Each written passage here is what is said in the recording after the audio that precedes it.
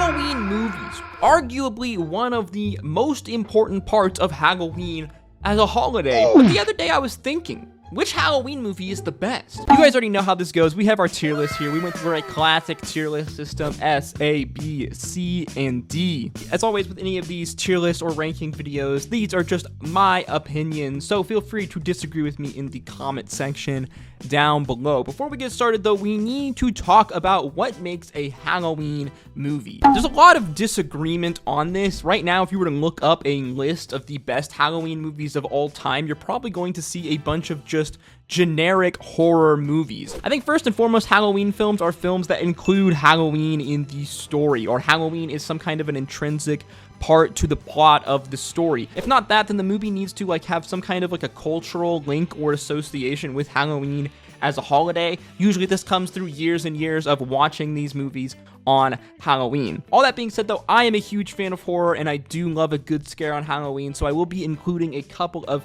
my personal favorite different horror films in this list to rank. I could have included way more horror movies, but in order to keep this video from going too crazy long, I just added a couple. Starting off with the first of what is going to be probably several Tim Burton movies, we have Beetlejuice. Beetlejuice is one of those movies that has been I think over time just associated with Halloween. It's a very weird, quirky movie that's very much a product of its mid 90s. I recently rewatched this movie, as I do generally every year on Halloween or sometime during the month of October. I always forget that this movie has one of the Baldwins in it because he's so much younger in this movie. Beetlejuice follows the story of a recently dead married couple who now haunt their home and which another family has moved into. It's a bunch of shenanigans of how this dead couple are trying to get this family out of this home, and they end up summoning and using this dead spirit named Beetlejuice. This movie is wacky, wild, it's very crude and weird. Michael Keaton is super crazy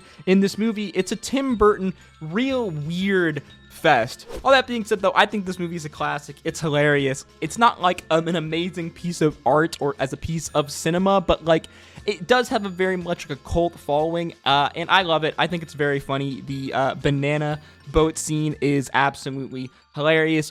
Because of that, I think that Beetlejuice for me has to go into A tier, and like I said, it's just gonna be one of many Tim Burton films that we had to put on this list. Tim Burton is a somewhat controversial person, but despite all of his shortcomings, we'll say, he did somehow manage to become kind of the king of Halloween movies. Next up, we have the live-action 90s movie Casper. This movie is super nostalgic for me. I think that nostalgia is also kind of a key part of Halloween movies, as Halloween very much is a kid's holiday, right? There's a lot of Halloween pieces of media that are aimed towards kids. When I was young, this Casper movie was advertised so much. That's because we used to watch movies on VHSs, and there are pre-recorded ads at the beginning, usually 15 to 20 minutes of ads before you get to your VHS movie. And me as a dumb little kid, I used to just sit there and watch through the ads every single time I watched these movies. So the amount of times that I saw a Casper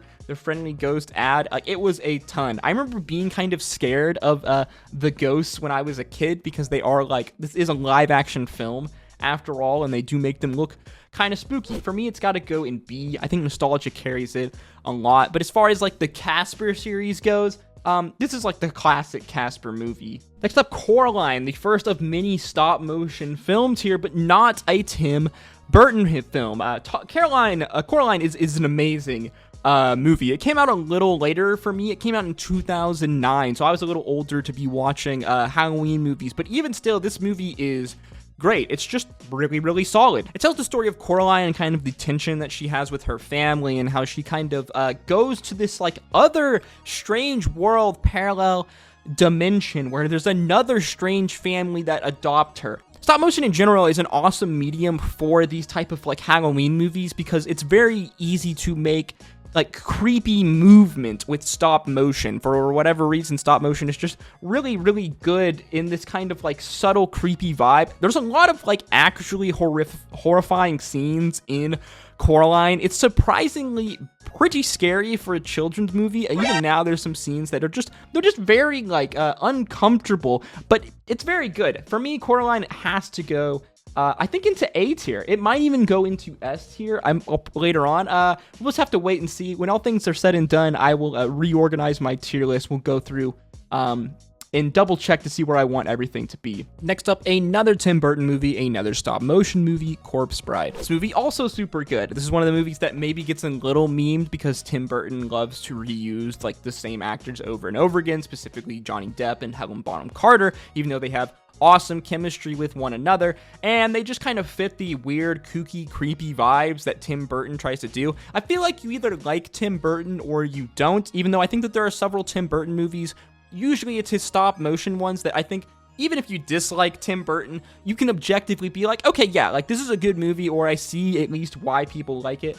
Corpse Bride is very good. I think that a lot of people like overlook this movie because of The Nightmare Before Christmas, which don't worry, we're going to get to. But I think this movie is probably just as good. It tells the story of a young man who, through a series of events, ends up marrying a dead bride. I always found the movie a little more wholesome, but yeah, I think it's a classic Tim Burton Halloween movie. It's got to go into A tier. It might even go into S tier at the end of the day. For now, though, I think it has to go A tier minimum. Garfield's Halloween Adventure. Now, this is a classic. While technically, yes, this isn't a movie, it's one of those Halloween like specials that's played on TV every single Halloween. And if you used to watch a lot of TV, which I did when I was a younger lad, I would watch this all the time when it was on TV during Halloween, during October. Honestly, this is probably like the only Garfield cartoon that I think I can remember off the top of my head. And it's absolutely great. I love it. Oh, and did I mention it's a musical? But the one thing I'm not is a scaredy cat.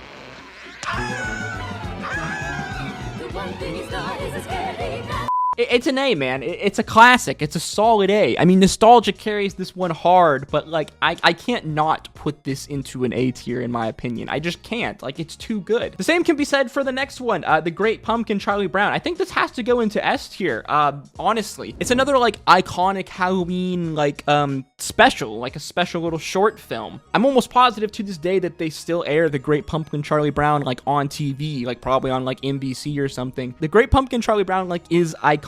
I imagine almost every single person in America up to a certain age has probably seen this at least once, or is at the very least aware of it. It's just good. It's wholesome. It's Peanuts. Peanuts is great. It's S tier, easy. Next up, our first real horror movie, Halloween. It's called Halloween. We had to include it. It's kind of like one of the quintessential slasher movies, this kind of Halloween like iconic slasher.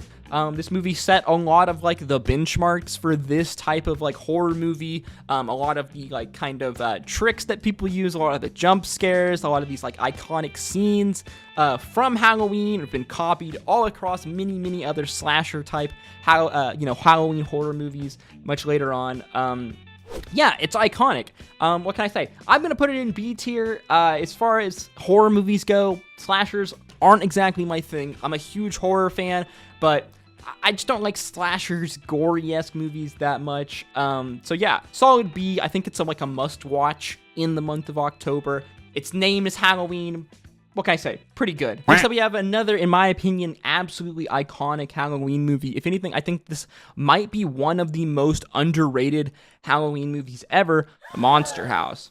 For me, I think Monster House instantly goes into S tier. It's got an amazing animation style. It tells the story of these three like tween 12-year-old friends who investigate the strange like haunted-esque house owned by this strange elderly man in this little neighborhood. The group ultimately finding out that this house is possessed, is haunted, is the monster house. This is one of the funniest Halloween movies ever, while still simultaneously being like spooky, scary, having like some good kind of like horror moments. Is this pee? Because if it is, that's really gross. DJ? You pee in bottles? The reason why it's one of the funniest Halloween movies ever is probably because Dan Harmon, the writer for Community, as well as for Rick and Morty, is one of the creators, writers of Monster House. I love everything about this movie. I love the animation style. It's super, super detailed animation style. It's way more detailed than I think people give it credit for. It has a star-studded cast, a bunch of really star-studded side characters played by a bunch of really talented actors. John Heater plays this character that appears on screen for I think maybe 5-10 minutes max, and it's one of the funniest scenes and characters in any of these Halloween movies, in my opinion. It's got an amazing story, a really fun twist, and explores a lot of really, really cool themes. And overall, for me, it makes S tier. Next up, we have one of the maybe stranger additions to this list, and that is Donnie Darko. Now, if you've seen Donnie Darko, you might be wondering, Fraud, why are you putting Donnie Darko in a Halloween movie tier list? That's because Donnie Darko, in my opinion, counts as a Halloween movie. Donnie Darko is the story of a troubled teenager, Donnie Darko, who narrowly escapes being killed by a plane crashing into his house and is now plagued with strange visions of a man in a large rabbit suit who manipulates him to commit a series of crimes. If you've seen the movie, then you know that yes, Halloween is important and intrinsic to the story, and I think as much that allows it to be considered a Halloween movie. Maybe that's just because I think this movie is absolutely amazing. It's one of Jake Gyllenhaal's best movies ever, which is saying something because the guy's been in a lot of good movies, and he was really young when he made this movie. For me, as far as movie-wise goes, this movie is an S tier, in my opinion.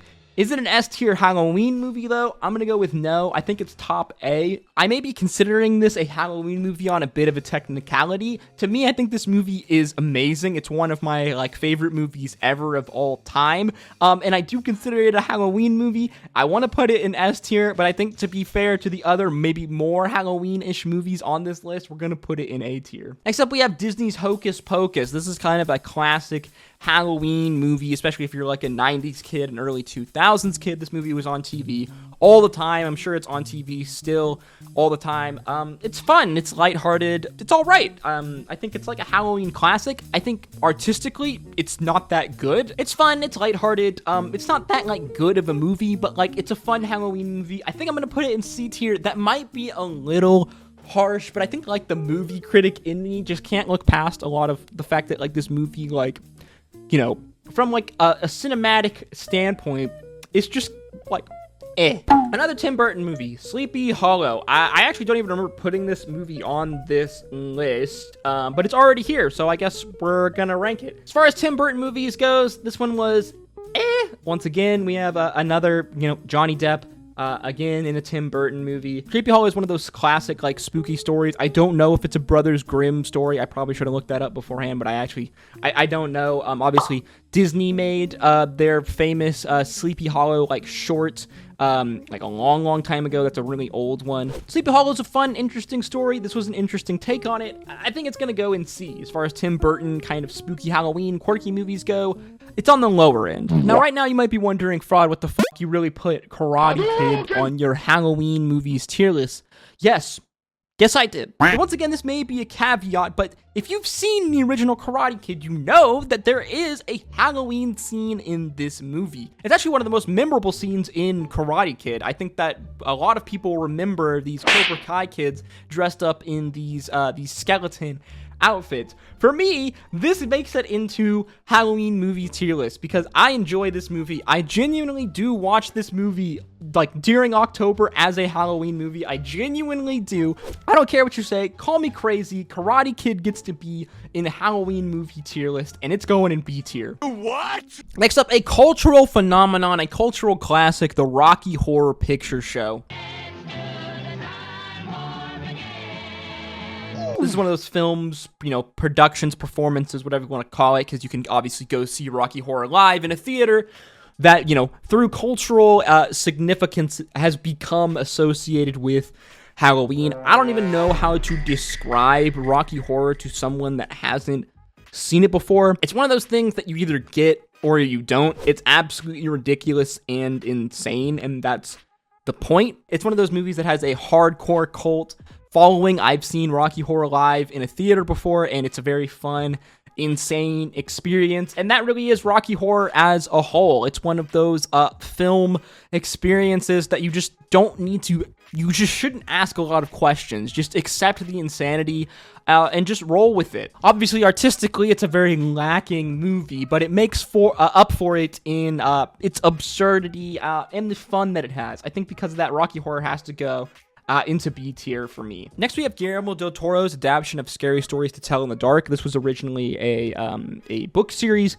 by the same name. Guillermo del Toro is another one of those iconic names in horror and spooky. He has a very specific style, which doesn't always land right, but when it does land, I think it's very, very good. It doesn't feel like cheap horror. It feels like very methodical and thought out and psychological, and it's just pretty solid in my opinion. I think that it's pretty spooky. I think that it's gonna go, it's tough. I think it's gonna go in top of B tier for me. I think it's gotta go into the top of B tier. I don't think it cracks into A tier, but I think that it's going to go in top of B tier for me. The next 3 movies that we're going to be ranking here are the 3 horror movies that I've added here for my kind of touch of spooky for my Halloween tier list. These movies have nothing to do with Halloween as a holiday at all. They're very much just different horror, spooky, scary-esque movies. The first being the Korean movie The Host, which is, in my opinion, one of the best monster movies ever. I love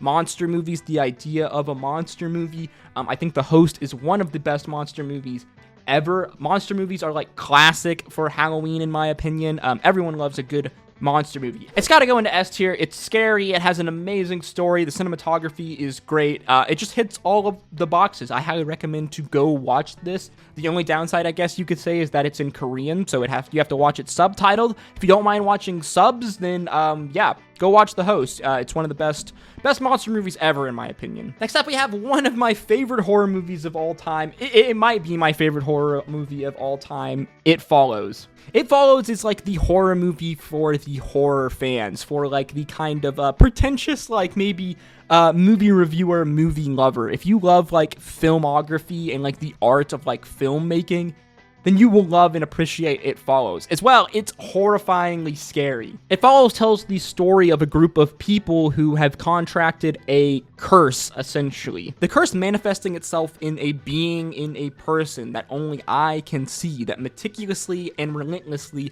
forever walks towards me. Should it ever get near me, it will kill me and murder me brutally. The only way that I can avoid this curse is by passing it on to someone else through, well, the sexy time. To me, this movie ticks like all of the boxes. It has an awesome, interesting story. It's horrifying. It has jump scares, but it is also like psychologically like thrilling and just psychologically like a work of art in terms of horror. It has some of my favorite like scary scenes of like any scary movie ever, specifically this scene right here where this young lady who is being followed by the monster is sitting in the classroom, and far off in the distance in the background you can see the monster just slowly, methodically making its way towards this girl. Yeah, It Follows is amazing. It's one of my favorite horror movies ever. It goes into S tier, even if it's not a Halloween movie. It's terrifying. I saw it in theaters whenever it was released at like 11 o'clock